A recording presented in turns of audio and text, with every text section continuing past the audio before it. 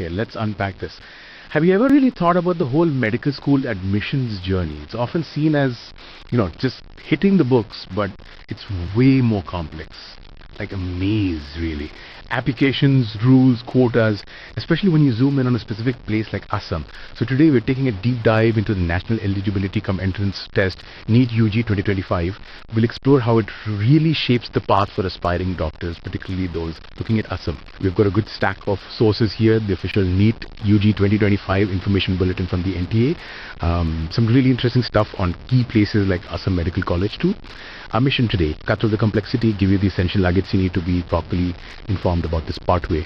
So thinking about starting that medical journey, especially in Assam, what's the first thing that kind of jumps out at you? Well, what's really fascinating is how this one single exam, NEET UG, acts as the gatekeeper for such a huge variety of medical programs across India. We're talking MBBS, BDS, sure, but also all the Indian system of medicine courses, AYUSH, Ayurveda, Siddha, Unani, homeopathy. The sources lay out a pretty clear, though quite detailed, roadmap for applicants. And we'll definitely explore the specifics of that journey, especially for anyone considering options right there in Assam. Yeah, absolutely. So to really get the NEET picture, maybe we should start with Assam itself.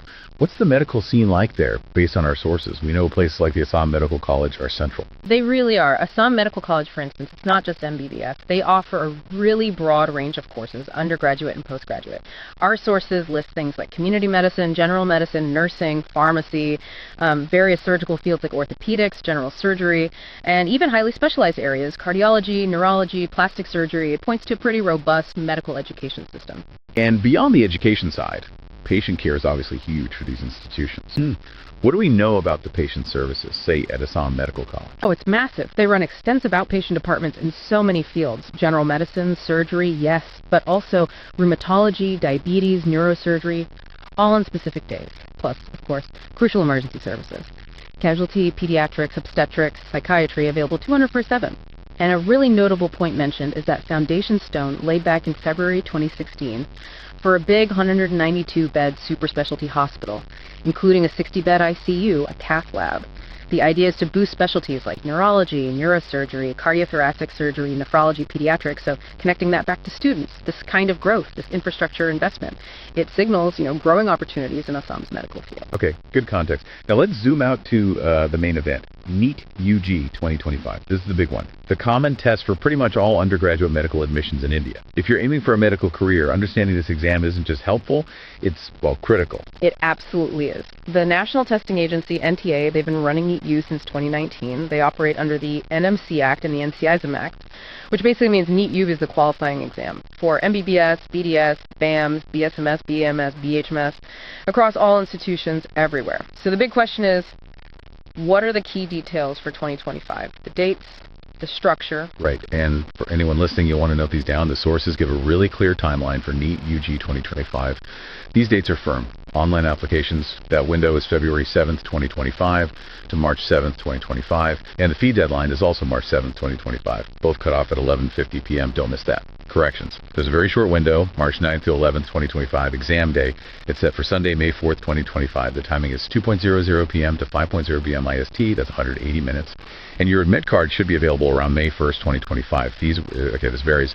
In India, it's about $1,700 for general, then $1,900 for general EWS or OBC NCL, and $1,000 for SES TPW BD third gender candidates. If you're applying from outside India, it's $9,500 for the general category. So yeah, category matters for the cost. And what really jumps out isn't just the dates, but how much the NTA stresses accuracy when you apply. They're very clear. Things like your name, contact info, category, qualifications. Once that confirmation page is generated, it's final, locked in. Except for that tiny correction window, no changes are allowed, no requests considered, so you need to be incredibly careful filling out that form. Like, triple check everything, especially your mobile number and email. All the important updates go there. It's really a check 5 times, click once situation. That's a good way to put it. And this focus on accuracy carries through to how you get your results too, right? They're pushing towards a more digital, streamlined process. Our sources say the confirmation page, your scanned OMR sheet, the scorecards, they'll be sent to your email and available on DigiLocker. India's secure DigiLocker, that's a big step towards going paperless. Very efficient. Definitely. Now, the exam itself, The questions are based strictly on the syllabus the National Medical Commission, the NMC, puts out. It's all multiple choice, covering physics, chemistry, and biology. Each right answer gets you 4 marks, but here's the catch. There's negative marking, -1 mark for every wrong answer. That really changes how you approach the test. That negative marking, yeah, that definitely ups the ante. Does it suggest a certain strategy, like accuracy over just answering everything? Exactly. It forces you to be strategic. Guessing wildly can actually hurt your score more than leaving a question blank if you're unsure. The system rewards knowing your stuff, being confident in your answers. Precision pays off. Okay, now let's bring it back specifically to Assam. One key detail is the exam language options. English and Hindi are standard nationwide, but NEET offers regional languages too. Yes, and this is really important for anyone listening who's targeting Assam. You can choose to take the exam in English, Hindi, and crucially in Assamese if you're taking it at a center in Assam. That's a big deal for local accessibility. Though it's worth noting, if there's any confusion in translation, the English version of the question is considered the final word. Good point. And if you are in Assam, where can you actually sit for the exam? Sources list quite a few cities: Barpeta, Darang, that's Mangaldoy, Dhubri, Gopara, Golakhat, Hailakandi, Jorhat, also Lakhimpur, North Lakhimpur, Nagaon, Nalbari, Sivasagar, Uduguri, and Dibrugarh. And you get to pick up to 3 preferred cities based on your address, which helps with logistics. All right, so you've decided, yes, I'm taking NEET. The next big hurdle, eligibility. Who can actually apply for MBBS and BDS? There are strict age and academic rules you absolutely have to meet. This is crucial info. The lower age limit, you need to be 17 years old by December 31st of the year you're seeking admission. But here's something really noteworthy. As of March 2022, following NMC guidelines, there is no upper age limit for NEET UG. That's a significant change. It opens the door for many more people, maybe those changing careers or starting later. What about people looking abroad or non-Indian citizens? How does NEET fit in for them? Good question. Indian citizens and overseas citizens of India, OCIs, who plan to study medicine undergraduate courses outside India still need to qualify NEET UG. It sets a benchmark. Also, a Supreme Court order from February 2023 means OCI cardholders now have the same admission rights as Indian citizens. That's huge. Non-resident Indians, NRIs, OCIs, and foreign nationals can get admission into Indian medical or dental colleges too, but it's subject to the rules of the specific state governments and the central government, and they need to provide specific proof of their status when they apply. Accuracy again. Okay, so age and citizenship covered. What about academics? What subjects, what scores do you need? Academically, you need to have passed your Class 12 exam or be taking it in 2025. The core subjects must be English, physics, chemistry, and biology or biotechnology. And this includes the practical exams for these subjects. For minimum marks in physics, chemistry, and biology biotech combined, it's 50% for general and general EWS candidates. It drops to 40% for SC, ST, and OBC NCL candidates. And it's also 40% for candidates with benchmark disabilities, PWEDD. One thing to really note, your marks in maths, they don't count for eligibility here. Sometimes people get confused about that. That's clear. Now, you mentioned some legal stuff earlier. Yeah. About open school candidates or those taking biology as an extra subject. What's the current situation there? Is it uncertain, or does it mean those pathways are definitely open now? Yeah, that's an evolving area. So originally the rules did exclude candidates from open schools or those who added biology biotech later. But our sources say various high courts have challenged those rules. The Medical Council of India, the MCI, took it to the Supreme Court. So what it means right now is that the rules are being legally contested. It suggests potential pathways might open up for more candidates, but it's not fully settled. Students in that situation really need to watch for official updates on the final rulings. Right. So passing NEET is step one, a massive one. But then comes counseling. That's where your rank turns into an actual seat. And this seems like where it gets really complex, with different quotas, different bodies involved. It really does. This is where you encounter the All India Quota, the AIQ, and the state quota systems. They're very different. Let's break it down. All India Quota, AIQ. This covers 15% of all seats in government medical and dental colleges across India. Plus, it covers 100% of seats in the big central institutions, AIIMS, Jeetmeer, central universities. The counseling for these seats is managed nationally by the Medical Counselling Committee, the MCC, so a top scorer from Assam could potentially get into a college in Delhi via AIQ or vice versa. Then there's the state quota. This covers the remaining 85% of seats in government colleges within a state. It also covers all seats in private medical colleges within that state. And the counseling for these seats is handled by the state's own designated authority. So for admission to colleges in Assam under the state quota, Assam's own rules, reservation policies, and procedures apply. You need that local knowledge. And those reservation policies are a really important factor in admissions, aren't they? They determine access for many students. Absolutely vital. The sources clearly outline the reservation policy for MBBS and BDS under these quotas. There's 10% for general economically weaker section, GENUWS, 27% for other backward classes, OBC and CL, but only if they're on the central list. That's key. 15% for scheduled castes, SC, 7.5% for scheduled tribes, ST.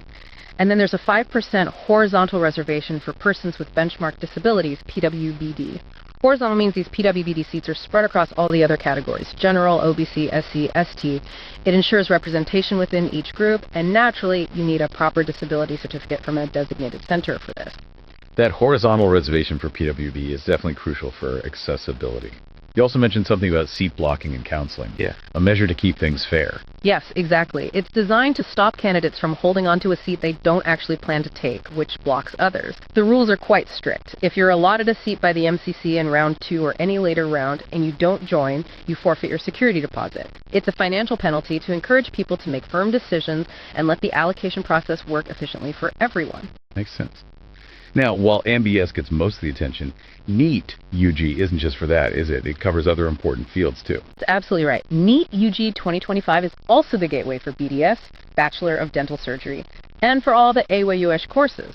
BAMS, Ayurvedic, BSMS Siddha, BUMS Unani, and BHMS Homeopathy. The basic eligibility, like needing physics, chemistry, biology, is pretty much the same as for MBBS BDS. But there are some unique language requirements for a couple of them. For BUMS, you need to have passed 10th grade with Urdu, Arabic, or Persian, or pass a special 10th standard Urdu test. And for BSMS, you need to have passed 10th or higher secondary with Tamil, or commit to studying Tamil during the first year of the course. Adds another layer. Interesting. And who manages the counseling for all these AYUS courses? Is it the same MCC? Not quite. For the All India quota seats in AIUS, there's a separate body, the Ayush Admissions Central Counseling Committee, or AACC. But for the state quota seats in AYUS courses within a state like Assam, it's handled by that state's own AYUS directorate. So again, you've got parallel national and state processes depending on the quota and course. Okay, almost there. Last big piece, the merit list. How does it actually compiled, and what if scores are tied? That must happen a lot with so many test takers. Oh, it definitely happens. So the NTA creates the All India rank, the AR, based purely on your NAEP marks. If there's a tie between 2 or more candidates, they have a very specific tie-breaking procedure. It's sequential. First, they look at who got higher marks in biology. If still tied, then chemistry. Then physics. If the tie still isn't broken, they look at the proportion of incorrect answers for fewer incorrect answers wins. First across all subjects, then just biology, then chemistry, then physics. And in the extremely rare case a tie still exists after all that, it's resolved randomly by an independent expert committee. It's a really thorough process to ensure fairness in ranking. Wow, that is detailed. So let's bring it all together. For you, the listener, maybe an aspiring student or a parent, especially thinking about Assam, what's the bottom line here? Well, the bottom line is, navigating this whole medical admission process, it demands real meticulousness. You have to be detail-oriented, stick rigidly to deadlines, and really understand how both the national and the state-level counseling works. Specifically for Assam, having Assamese as an exam language option is a plus. And the state clearly has established medical infrastructure, like we discussed with Assam Medical College, the course range, the new hospital wing. But it's also important to know what our sources don't tell us. Things like the exact cost of studying MBBS in Assam, details on hostels or food, specific cutoff scores for Assam colleges, or even the total number of seats available there. Those are really practical details you need to research directly.